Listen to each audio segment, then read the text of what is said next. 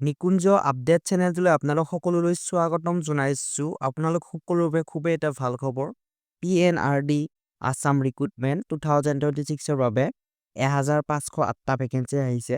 ইয়াত আপোনালোকে এই ভিডিঅ'টোত এডুকেশ্যন কোৱালিফিকেশ্যন আৰু এজ লিমিট ইয়াত কোনসকলে আবেদন কৰিব পাৰিব, কেতিয়াৰ পৰা এপ্লাই হৈছে আৰু কেতিয়ালৈ এপ্লাই হৈ থাকিব, গোটেইখিনি মই আপোনালোকক এই ভিডিঅ'টিৰ দ্বাৰা জনাই দিম। আৰু আপোনালোকে এই ভিডিঅ'টি সম্পূৰ্ণকৈ চাওক আৰু আপুনি নিজৰ অঞ্চলতে চাকৰি পাবলৈ সক্ষম হ'ব। ঠিক আছে, আপোনালোকৰ পোনপ্ৰথমতে ইয়াত মই আপোনালোকক টোটেল বস্তু জনাই দিছোঁ যে 1508টা আপোনালোকৰ পোষ্ট আছে আৰু আপোনালোকে ইয়াত বিভিন্ন ধৰণৰ পোষ্টত পাব। ঠিক আছে, এই ভিডিঅ'টোত মই আপোনালোকক চেলেৰি, এজ লিমিট, এপ্লাই কোনসকলে কৰিব পাৰিব বা ইলিজিবিলিটি কেনেকুৱা ধৰণৰ গোটেইখিনি মই আপোনালোকক জনাই দিম।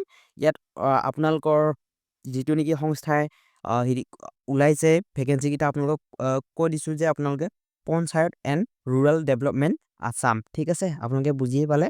আৰু এইটো কণ্ট্ৰেকচুৱেল হয় আৰু আপোনালোকৰ এপ্লিকেশ্যন মোড অনলাইন হ'ব। ঠিক আছে, আৰু আপোনালোকৰ ষ্টাৰ্ট ডেট হৈছে 22 ফেব্ৰুৱাৰী 2026 9 বজাৰ পৰা আপোনালোকে আবেদন কৰিব পাৰিব আৰু লাষ্ট ডেট হৈছে 22 মাৰ্চ। ঠিক আছে, আপোনালোকে অৰ্থাৎ এমাহ পাব এই এপ্লিকেশ্যনটো আবেদন কৰিবৰ বাবে। ঠিক আছে, আৰু ইয়াত কোনো ধৰণৰ ফিজ নাই, ন' ফিজ। ঠিক আছে, আপুনি নিজেই নিজৰ মোবাইলতে কৰিব পাৰিব, কোনো ধৰণৰ কম্পিউটাৰ দোকানত যাই পেলাই আপোনালোকে আবেদন নকৰিলেও হ'ব। ঠিক আছে, ইয়াত তেনেকুৱা ধৰণৰ বিভিন্ন ধৰণৰ যেনেকুৱা কিছুমান এক্সামত আপোনালোকে এপ্লাই কৰিবলৈ হ'লে এক্সাম ধৰা হ'ল আপোনালোকৰ কিছুমান এডভাৰটাইজমেণ্ট ওলালে, তাত আপোনালোকে এপ্লাই কৰিলে বিভিন্ন ধৰণৰ ধৰা হ'ল আপোনালোকৰ মাৰ্কশ্বিট, কাষ্ট চাৰ্টিফিকেট, এডমিট তেনেকুৱা ধৰণৰ আপলোড দিব লাগে। কিন্তু ইয়াত তেনেকুৱা নহয়, আপোনালোকে কেৱল ফিল আপ কৰিলেই হ'ল, তাৰপিছতে আপোনালোকে ইয়াত নিজৰ মোবাইলতে এপ্লাই কৰিব পাৰিব। ঠিক আছে, সেইকাৰণে মই কৈছোঁ আপোনালোকক নিজৰ মোবাইলতে আপোনালোকে এপ্লাই কৰিব পাৰিব।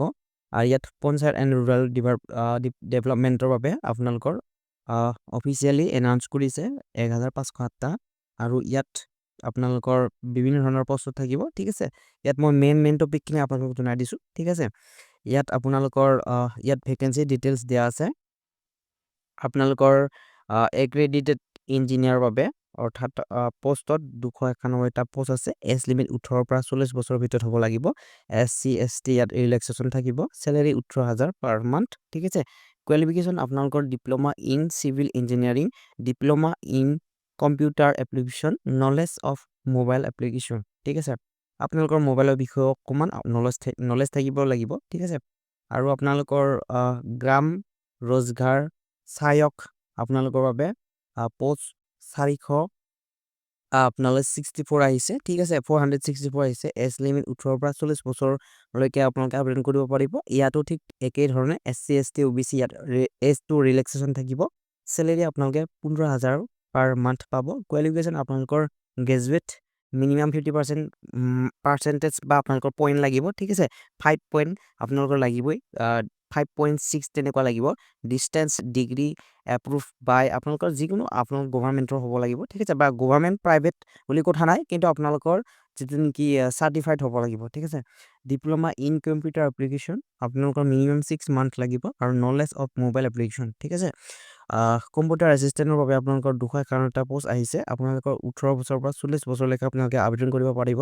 চেলেৰি হৈছে আপোনালোকৰ 15,000 পাৰ মান্থ। কোৱালিফিকেশ্যন আপোনালোকে গ্ৰেজুৱেট এনি ডিচিপ্লিন, মিনিমাম 50%, একেই ধৰণে ইয়াতো হয় আৰু কম্পিউটাৰ চাৰ্টিফিকেট লাগিব 6 মান্থৰ বাবে। ঠিক আছে, গ্ৰাম পঞ্চায়ত কোঅৰ্ডিনেটৰৰ বাবে আপোনালোকৰ 462টা পোষ্ট আহিছে। এজ লিমিট হৈছে 18 পৰা 40 বছৰলৈকে। ইয়াতো একেধৰণে SC ST OBC ৰিলেক্সেশ্যন পাব।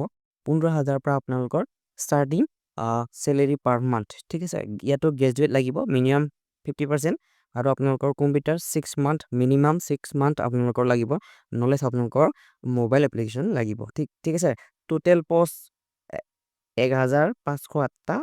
Eligibility criteria must be an India citizen হ'ব লাগিব আৰু আপোনালোকৰ এডুকেশ্যন কোৱালিফিকেশ্যনখিনি লাগিব। ঠিক আছে, আৰু আপোনালোকৰ 18 পৰা 40 বছৰৰ ভিতৰত হ'ব লাগিব।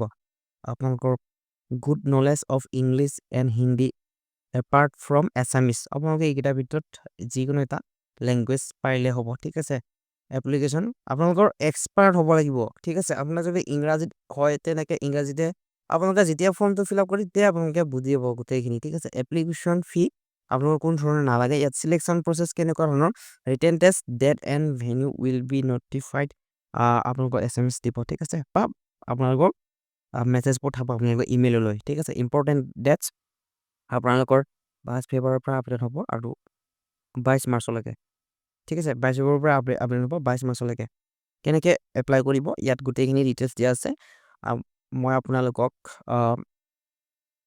অহা কাইলৈ এটা ভিডিঅ' দিম কেনেকৈ এপ্লাই কৰিব লাগে গোটেইখিনি ঠিক আছে আপোনালোকে পাই যাব ঠিক আছে ভিডিঅ'টো ভাল পালে লাইক কমেণ্ট শ্বেয়াৰ কৰিবলৈ একেবাৰে নাপাহৰিব ইয়াত কোনো ধৰণৰ এপ্লিকেশ্যন ফিজ নালাগে ঠিক আছে আৰু যদিহে পোনপ্ৰথমবাৰ আহিছা এই চেনেলটোলৈ ছাবস্ক্ৰাইব কৰিবলৈ একেবাৰে নাপাহৰিব ধন্যবাদ